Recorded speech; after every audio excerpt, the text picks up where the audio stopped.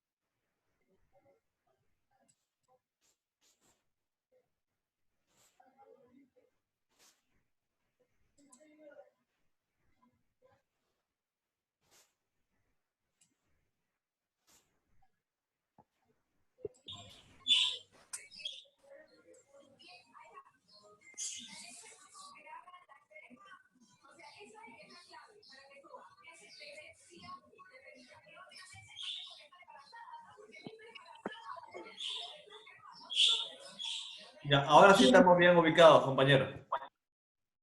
Estamos siguiendo el orden cronológico, entonces hemos visto las enfermedades inflamatorias.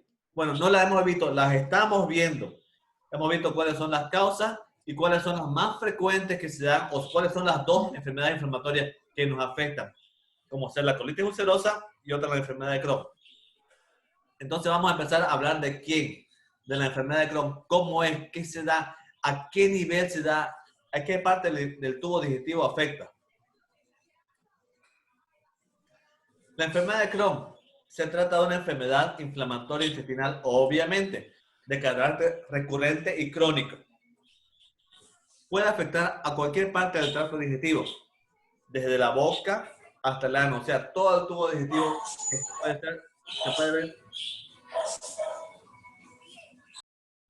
se puede ver lesionado a nivel de la enfermedad de Crohn. Es un proceso inflamatorio que se afecta, que se da a nivel de la mucosa transmural. Ahí afecta, es transmural. A diferencia de la colitis ulcerosa, que se van a ver que la localización es muy diferente. Engloba todo el espesor de la pared. Esto explica el desarrollo de complicaciones evolutivas, como ser cuáles, fístulas o abscesos y estenosis. Estenosis es el cierre o la disminución del calibre del tubo digestivo. El tubo digestivo tiene este tamaño, entonces se va estenosando, se va haciendo más pequeño, el calibre disminuye, ¿ya? Fístulas o abscesos. Cuando se forman los abscesos, los procesos inflamatorios de las ampollas, podemos decir, automáticamente se va a inflar la pared y esto va a desgarrar o va a producir fístulas que lesionan la mucosa. En la colitis ulcerosa hay inflamación. La inflamación se limita solamente a ¿qué? A la mucosa del colon. A diferencia de que de la enfermedad de Crohn que estamos viendo nosotros, que es transmural. Esta parte aquí quiero que se... El proceso inflamatorio es transmural, pero en la colitis ulcerosa, la inflamación se limita a la mucosa. Afectación segmentaria, habiendo áreas de intestino sanas y otras afectadas. No se olviden, estamos hablando de ¿qué? De la enfermedad de Crohn. La enfermedad de Crohn, hay áreas que tienen parte sana y parte afectada. ¿Qué significa? Que puede ser que afecte la parte del colon ascendente totalmente afectado, pero la parte del colon transverso está sano, no tiene nada, está limpio. Y cuando vamos bajando al colon descendente, otra vez está afectado, enfermedad de Crohn. Perfecto. A eso se refiere con que son sanas e irregulares. ¿Cuáles son las zonas más frecuentes que se da en la enfermedad de Crohn? El ilion terminal y el ciego. Aquí vemos el ilion terminal, donde va y se conecta del tubo del intestino delgado con la parte del intestino grueso. Y el ciego, ¿cuál es el ciego? Vemos aquí el ciego. Es la primera porción del colon ascendente del intestino grueso. Aquí está el ilio, todo este es el ilio, ya, el ilio terminal, lo que dijimos, entra y se da en la parte del colon ascendente, en el ciego.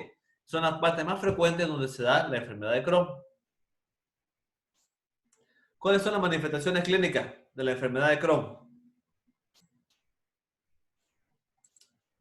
Las faltas más fuertes son que solamente un cuarto de la parte de los casos presentan la triada clásica, o sea, es muy irregular. ¿Cuál es la triada? Diarrea, dolor abdominal, que es tipo cólico, y pérdida ponderal. ¿Qué significa pérdida ponderal? Que se sienten débiles. ¿Por qué? Por la diarrea, lo que les lleva a una deshidratación.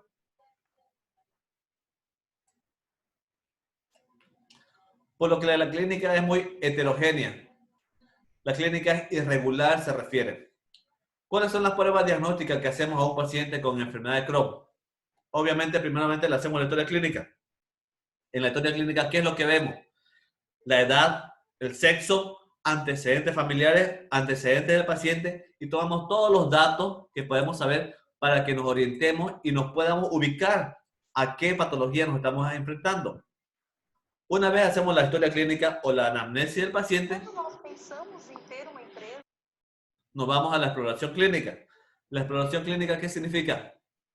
Al examen físico. Vamos y tocamos y palpamos al paciente, porque en la anamnesis ya sospechamos que es una patología abdominal. Entonces, ¿qué es lo que hacemos? Tocamos el abdomen y vemos a qué situación o a qué zona o a qué área o a qué cuadrante abdominal está afectando esta patología que tenemos. Una vez tenemos la sospecha de que ya puede ser una lesión en la parte del fosa ilíaca derecha. Fosa ilíaca derecha, entonces tenemos el ilio y tenemos el ciego. Entonces ¿qué pido? Voy a pedirle laboratorio porque el paciente me dijo que está con sangre en las deposiciones. Entonces le pido hemograma, glicemia, urea-creatinina. Le puedo pedir una ecografía o una tomografía. Perfecto.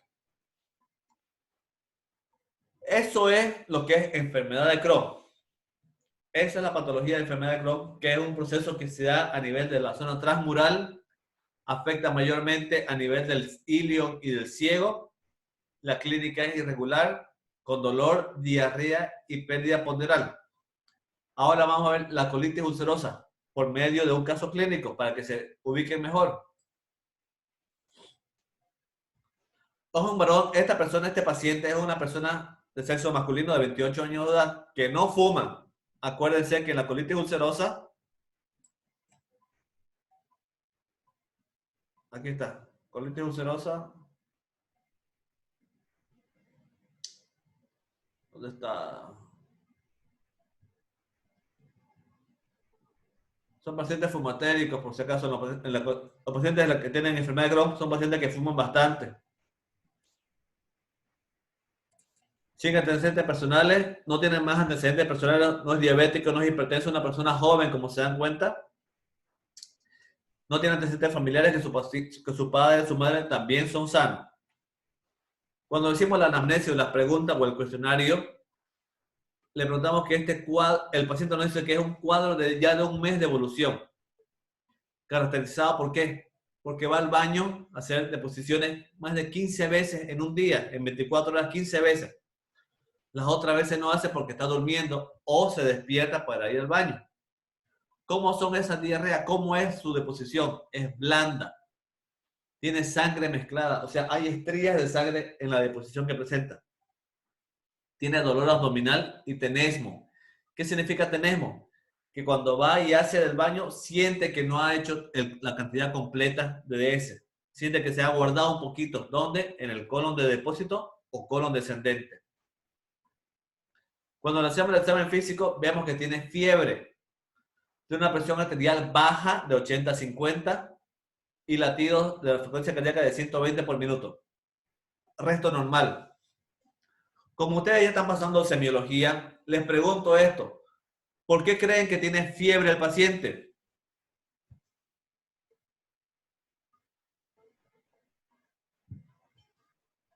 Por la infección. Exactamente, muy bien, por la infección. ¿Y por qué creen que tiene la presión baja de 80 a 50?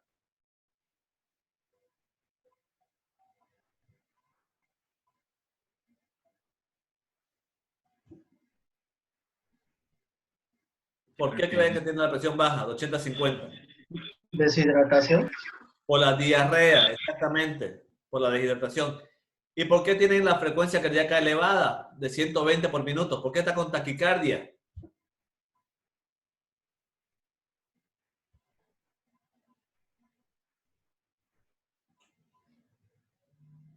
Ya esa pregunta medio que no la van a entender. Pero ¿por qué está con la taquicardia? ¿Por qué se da la taquicardia en este paciente que está deshidratado, está con fiebre? La taquicardia se da, acuérdense, ¿qué significa gasto cardíaco? El gasto cardíaco es el mecanismo compensatorio, ya con la frecuencia cardíaca elevada, para compensar las zonas que más requieren oxigenación. Si este paciente está con diarrea y el estómago o el intestino grueso está trabajando bastante y está eliminando muchas heces, entonces el intestino grueso es la parte que más está trabajando. Entonces, ¿qué es lo que vamos a hacer? Vamos a hacer que la sangre, la taquicardia, vamos a producir una taquicardia, ¿para qué? Para que compense el gasto cardíaco que está sufriendo la parte del intestino grueso. Vamos a mandar más sangre, más oxigenación ahí. ¿Por qué? Porque este paciente, aparte de estar con diarrea, también está con pérdida de sangre. O sea que tenemos que reponer toda la sangre que está perdiendo este paciente por medio de la frecuencia cardíaca que está elevada para compensar la oxigenación y evitar que esa parte se vuelva cianótica por la falta de oxigenación. Entonces, una vez tenemos estos síntomas, ¿qué hacemos con el paciente? Automáticamente decimos, señor, ¿sabe qué? ¿Con quién vino? ¿Con quién está usted aquí? ¿Está con su papá, con su mamá, con su esposa? Sí, llévenlo al hospital, por favor. Llévenlo al hospital, al servicio de emergencia, a un hospital de segundo nivel o tercer nivel, porque el paciente tiene que estar internado y tiene que ser monitorizado. Una vez llega al hospital, lo primero que le tienen que hacer es ¿qué? Laboratorio. La hemoglobina se encuentra baja por la pérdida de sangre, volumen corporal medio bajo, hierro bajo, ferritina baja, transferina baja, leucocitos aumentados. ¿Por qué? Por el proceso infeccioso. La plaqueta está normal, es un poquito elevada y el PCR es positivo, alto. El estudio de ese sale negativo. Vemos la endoscopía, le vemos ya con toda esta clínica que hemos visto, que tenemos del paciente de 28 años, que no es fumador, pero está con fiebre, con diarrea más de 15 días. Los laboratorios que le hicimos, pues entonces ya sospechamos que es un problema abdominal. Le hacemos la endoscopía y observamos todas estas placas blanquecinas. ¿Ves este color blanco en el tubo digestivo? Esa es la enfermedad. Esa es la colitis ulcerosa. Todo esto es la colitis ulcerosa. ¿Por qué? Porque la colitis ulcerosa afecta al endotelio, a diferencia de la enfermedad de Crohn, que es una enfermedad transmural. La colitis ulcerosa afecta al endotelio. Y llegamos, como le digo, al diagnóstico de colitis ulcerosa. ¿Qué es la colitis ulcerosa? Es una enfermedad inflamatoria crónica intestinal de causa desconocida. ¿Por qué? Porque lo dijimos al inicio de la clase.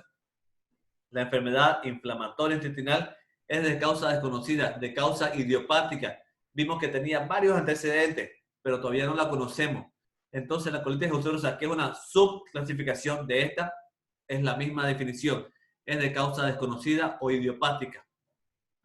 ¿Afecta a dónde? Como me dan cuenta, en la mucosa del intestino grueso. A diferencia de la enfermedad de Crohn, que afecta a la zona transmural, ¿ya? Entonces, aquí en la imagen, si se dan cuenta, este es un colon normal. La célula calciforme, el endotelio bien recubierto, bien estratificado. Perfecto. Pero cuando este paciente de 28 años, fumador, con diarrea más de 15 días, con sangre, con tenemo, automáticamente la zona del intestino grueso, la parte de la mucosa, afecta a la mucosa, está totalmente irregular. No está normal, está irregular. ¿Y se forman qué? Las vacuolas. Forman abscesos en las vacuolas. Forman procesos infecciosos. Es de aquí donde los glóbulos blancos se elevan. Porque esta es la lesión que se da. Esta de acá. Doctor, ¿Sí? yo tengo una consulta, una duda. ¿Qué relación tiene de una persona fumadora con esas infecciones o afecciones del intestino? No es relación. Es el antecedente que tienen. Antecedente. Mayormente se da en personas fumadoras porque cuando vos haces las preguntas o el cuestionario, la anamnesis de la historia clínica, me refiero a qué. ¿Usted bebe, señor? ¿Usted fuma? Te van a decir, sí, ocasionalmente. Y cuando se le hace la anamnesis a estos pacientes, la mayoría de los pacientes que tienen esta enfermedad, que es la colitis ulcerosa, La mayoría de los pacientes, cuando vos les preguntás, ¿usted bebe? No, yo no bebo, pero sí fumo. Sí fumo bastante. ¿Y qué es lo que fumamos? Es alquitrán, digamos. Eso es lo que fumamos. Y en la parte fumatérica, la parte que fumamos afecta a la parte pulmonar más que nada. Solamente como antecedente decimos que son pacientes que fuman bastante. Entonces, si vemos un paciente que está fumando bastante, hay personas que fuman una cajetilla y media al día. Y si la investigamos y vemos más a ese paciente, lo observamos con más calma, podamos decir, y vemos que tiene paciente de enfermedades diarreicas, tiene muchas ganas de ir al baño cada rato, alguna vez se hace con sangrecita cuando se limpia y ve el papel, está con sangre, entonces ya, si nos damos cuenta, en el libro dice que son pacientes que tienen antecedentes de fumar bastante, solamente es una relación, no es que el cigarro nos produzca esta enfermedad. Es como antecedente que hacemos la pregunta. Entonces no tenía ninguna relación fisiopatológica con la enfermedad. No, tranquila, no. Fumen tranquilo, pero como te digo, cuando hacemos la anamnesis, cabalmente a todas estas enfermedades, a todas estas personas que tienen colitis ulcerosa, nos fijamos su historia clínica y cuando le preguntamos si fuman, la mayoría de los pacientes son fumatéricos, fuman bastante.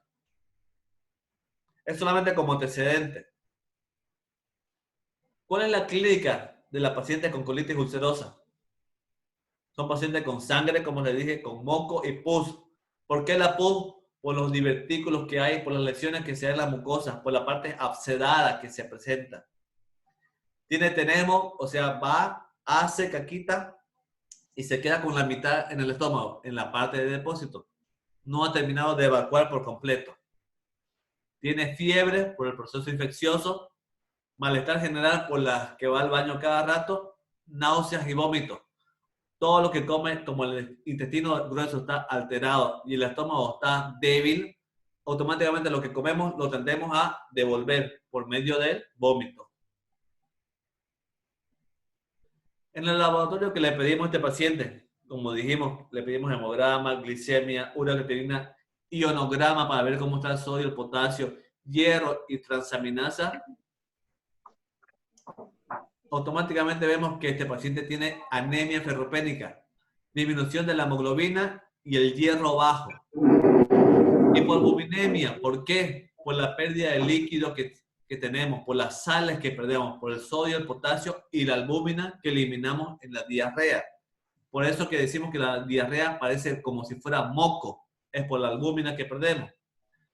Aumento de reactantes de fase de agua, es la diarrea líquida que el paciente presenta como que si estuviera orinando.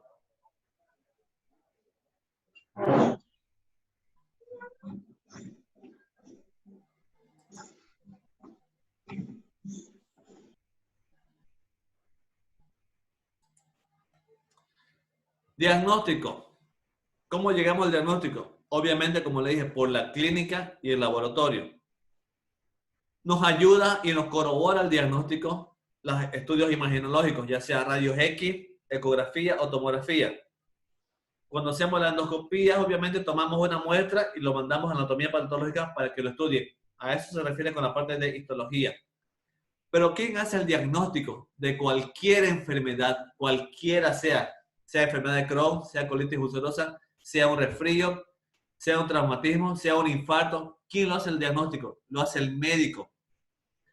¿Cómo corroboramos el diagnóstico que nosotros ya sospechamos? Lo corroboramos con un laboratorio, con un rayos X, o con una tomografía o con una ecografía.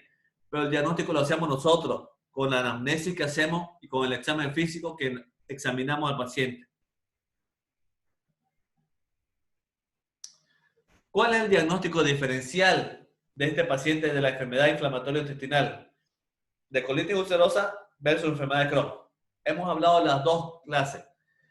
En la enfermedad de Crohn es en el lado derecho, en la colitis ulcerosa al lado izquierdo. En la colitis ulcerosa, la enfermedad inflamatoria se da ¿a nivel de qué? En la masa del endotelio, dijimos, en la mucosa. Mucosa es mucosa. A diferencia de la enfermedad de Crohn, que es transmural. Se los recalqué varias veces eso. ¿Cómo son las lesiones en la colitis ulcerosa? Es continua. Empieza acá, sigue y termina. No es más. A diferencia de la enfermedad de Crohn, que empieza acá, aumenta 20 centímetros, perfecto. Después es sano todo el tubo digestivo y después otra vez afectado. Me refiero a que puede ser que la enfermedad de Crohn afecte la lesión transmural en el colon ascendente. El colon transverso se encuentra sano y el colon descendente se encuentra otra vez afectado. Es irregular, es discontinua. Hay zonas que se encuentran afectadas, zona libre y otra vez afectada. A eso me refiero. Lesiones anales mayormente se dan en la enfermedad de Crohn que en la enfermedad de colitis ulcerosa. ¿Por qué? Porque la enfermedad de Crohn afecta a la parte descendente, al colon descendente, a la parte baja del paciente. ¿Y por qué tiene lesiones anales? Porque son esas más compactas, son más duras. Estenosis, ¿qué se refiere a estenosis? Disminución del calibre del tubo digestivo. Ya. Raras en la colitis ulcerosa, frecuentes en la enfermedad de Crohn. Riesgo de malignización en la colitis ulcerosa son más frecuentes que en la enfermedad de Crohn. Estas son las características más llamativas que nos podrían hacer diferenciar una de otra. Es como que yo le pregunte en el examen, ¿a qué nivel se da la lesión? ¿Cuál es la enfermedad que produce lesión en la mucosa? ¿La enfermedad de Crohn o la colitis ulcerosa? En la mucosa ustedes entonces me dirán la colitis ulcerosa. ¿En cuál enfermedad inflamatoria intestinal hay lesiones anales más frecuentes? Entonces su respuesta sería enfermedad de Crohn, 70-80%. Enfermedad diverticular. ¿Qué es la enfermedad diverticular? La enfermedad diverticular, aquí está, es el prolapso de la mucosa a través de la pared muscular del colon. Estos divertículos, que ustedes observan acá en la imagen, estos divertículos que ustedes ven acá, esta lesión, que aquí dice, un verdadero divertículo incluye la pared y la mucosa de la válvula, y aquí un falso divertículo, que solamente está al tejido conectivo, a la mucosa solamente. Aquí incluye la parte muscular ya. Todos estos acá son divertículos. Son estas protrusiones del intestino grueso. Ahora vamos a aprender a diferenciar la terminología cuando hablamos de... Es como cuando le digo colecititis, colelitiasis o coledocolitiasis. Las tres son diferentes, pero son de la vesícula. Pues lo vimos acá en el divertículo. Vamos a ver la definición de diverticulosis. ¿Qué es diverticulosis? La diverticulosis implica la presencia de uno o más divertículos sin causar sintomatología. O sea, no hay dolor, no hay diarrea, no hay nada, pero tienes varios divertículos. Varios de estos me refiero. Varios de estos divertículos. ¿Qué es diverticulitis? Muy diferente a lo que es diverticulosis. No se olviden, fíjense en la imagen. Se produce por micro o macro perforación de un divertículo, la cual puede ser simple o complicada. Bajo la forma de perforación, o sea, se rompen estos divertículos. Puede ser libre o accedada. Peritonitis puede causar peritonitis generalizada. ¿Por qué? Porque cuando este divertículo de acá, este divertículo se rompe, automáticamente toda la materia fecal sale a la cavidad abdominal y produce una infección generalizada, lo que lleva a que el paciente a que tenga el proceso de peritonitis. También puede causar obstrucción, fístulas a otros órganos y sangrado. Y en sí, como definición básica, ¿qué es la enfermedad diverticular? La enfermedad diverticular incluye todos los casos en los que los divertículos, esto primero lo que hablamos, todos los divertículos ¿qué era? Implica la presencia de uno o más divertículos sin sintomatología. Y la enfermedad diverticular incluye a ambos, diverticulosis y diverticulitis. Incluye todos los casos en que los divertículos causan manifestaciones clínicas, como ser sangrado o inflamación. Enfermedad diverticular. ¿Cuáles son las causas que producen esta enfermedad diverticular? La dieta, obviamente. La dieta poca en fibra. ¿Alguien sabe qué alimentos tienen fibra? Les pregunto.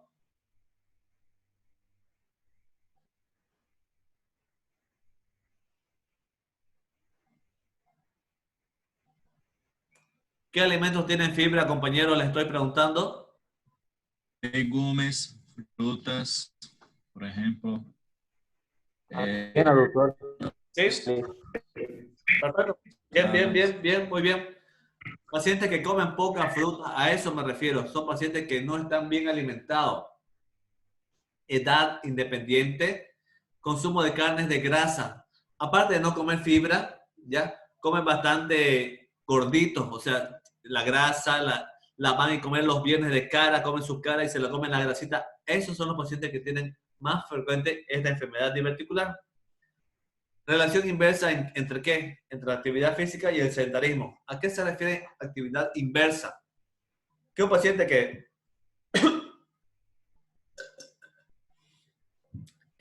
tiene actividad física, que hace ejercicios todos los días, que va y juega fútbol, que va al gimnasio, que hace jiu-jitsu, que hace capoeira, que está haciendo natación, cualquier actividad física, perfecto.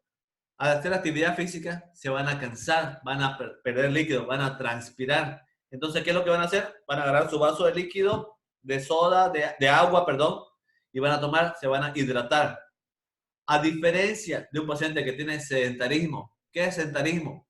Estar todo el día sentado, mirando tele, rascándose, sin hacer nada. Sea adulto o sea joven. Mayormente las personas de la tercera edad que se jubilan, se van a la casa y solamente ayudan a lavar los platos o nada más y están sedentarios, están todo el día sentados en su casa leyendo el periódico. Nosotros actualmente, la mayoría, un 80%, por esta cuarentena que estamos viviendo, estamos sedentarios. No salimos de nuestra casa. Algunos hacen ejercicio, hacen, no sé, bailan o hacen yoga, no sé, pero se mantienen activos. Otros solamente se echan y leen echado. Van y se sientan y estudian ahí. Y no hacen ninguna otra actividad, no suben las gradas, no corren. Esa enfermedad, entre esa diferencia entre la actividad que hacen actividad física y los que están sedentarios, hay un valor bastante elevado que los pacientes que son sedentarios también tengan esta enfermedad diverticular, porque aparte de estar todo el día sedentarios, no están consumiendo mucha fibra y comen bastante grasa, comida colecistoquinética. Una dieta pobre en fibra y residuos, con residuos me refiero a grasa, hace que las heces sean más compactas, más duritas, más como piedra. Esto que hace que la persona tenga mayor presión para evacuarla, aumentando una presión hasta 90 milímetros de mercurio. ¿Y esto qué produce? Produce que se formen los divertículos. Cuando este mismo paciente tiene dieta pobre en fibra y residuos, el sigmoide se hace estrecho. La parte de que sirve el colon descendente, viene el sigmoide y después el recto. Esa parte del sigmoide se hace más chica, se estenosa, se cierra, se va cerrando, se va volviendo así, ¿ya? Produciendo contracciones segmentarias en regiones más pequeñas. Y forma que también los divertículos. Este es un divertículo. Este es un divertículo. Hace que se dio en la parte del sigmoide y se produce el divertículo. Este es el divertículo, señoras y señores. Ese es el divertículo. ¿Cuál es la fisiopatología de la enfermedad diverticular? Las protrusiones, ¿ya? Con protrusiones me refiero a esto, ¿ya? Las protrusiones de la mucosa a través del estómago en puntos débiles de la pared. Estos puntos débiles de la pared se encuentran ¿dónde? Están localizados entre la tenia mesentérica y la antimesentérica. Esta es la tenia mesentérica, ¿ya? Esta es la tenia mesentérica. Y aquí está la tenia antimesentérica. En medio de estas dos, la zona más débil del intestino grueso, se da el divertículo. En sitios que penetran las arteriolas en la pared muscular. Arteriolas, aquí se ven las arteriolas, ¿no ves? Las arteriolitas, arteriolas. Y aquí también hay arteriolas en los divertículos. Por eso dice que son sangrantes. Cuando estos se rompen, aparte de sacar las heces fecales a la cavidad abdominal, también produce sangre, lo que produce la peritonitis. ¿Cuál es el cuadro clínico de la enfermedad diverticular? El cuadro clínico, ¿cómo se da? La mayoría de los pacientes presentan dolor. Jóvenes, voy a cerrar la clase y les mando nueva conexión, por favor. Van a disculpar.